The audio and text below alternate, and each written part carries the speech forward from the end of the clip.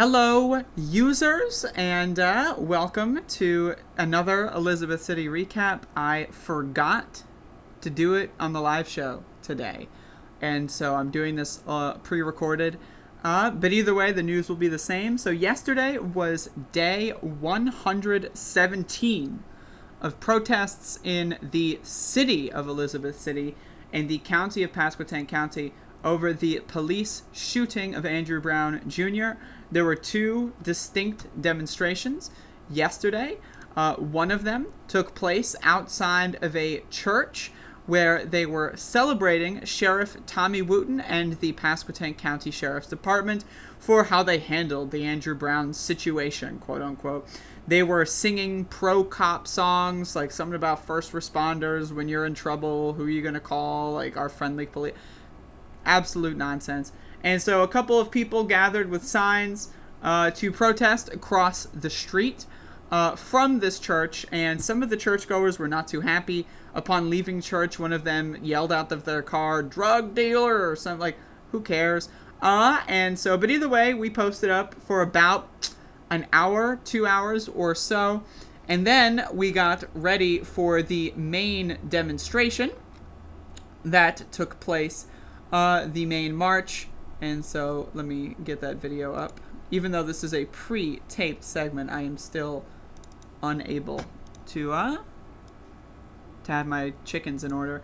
But either way, the demonstration outside of the church went well. We did a silent demonstration. We did not want to necessarily disrupt their religious event going on. We respect the fact that they have their religious event. But we wanted them to, when leaving the church and when leaving especially when the sheriff deputies left the church, we wanted them to see that we were out there and we were aware of their presence. But then we did another march through Elizabeth City's downtown section afterward. Overall, this lasted about 10 minutes or so.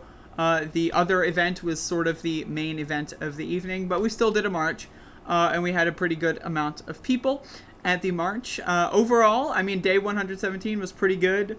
I really enjoy the varieties of demonstrations, not just marching downtown, but again, showing up outside wherever sheriff deputies are, wherever the sheriff is, whenever they're doing an event, whenever they're trying to make their reputation try to gain reputation points after they participated in a blatant murder.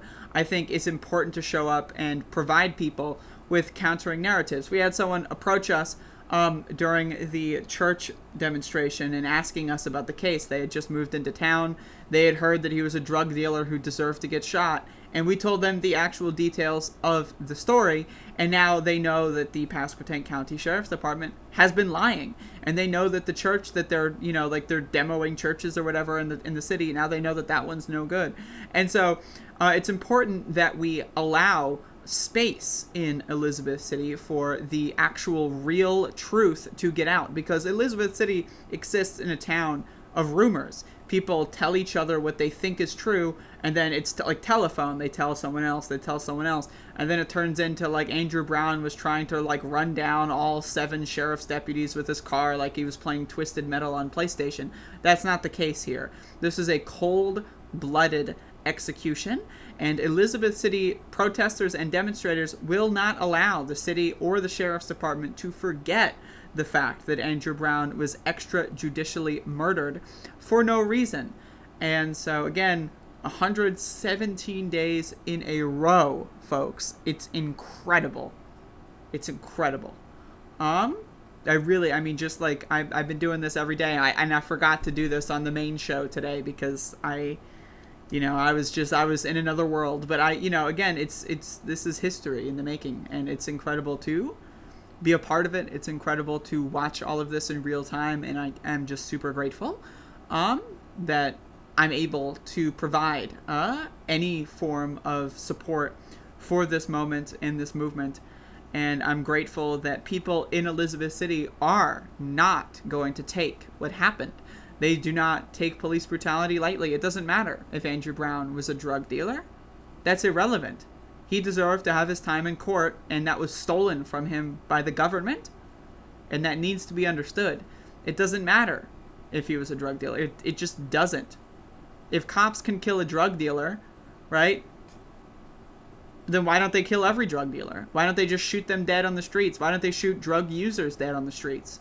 What's the difference? Right? It's a violation of your rights. And that's what Elizabeth City is standing up for. Our rights. The First Amendment, right, is under attack in this country. I mean, North Carolina state legislature is trying to declare any groups above 3 as riots and add felony charges if you're arrested at a riot. This video that you're watching would be a riot in that law, and we would all have felony charges because we're upset that the state murdered our neighbor extrajudicially and for no reason. That's fascism. Textbook police state fascism. And so again, Elizabeth City is standing up. And it's just incredible to be a part of a movement like this.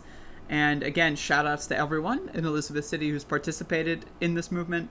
This is historic, and we'll see how it goes. But I think we're still maybe even in the middle, maybe even in the beginning of this fight. But it's 117 days or 118. I honestly, I'm losing my mind in a lot of ways. But either way, thank you for watching. I'm sorry I forgot to cover this on the main show.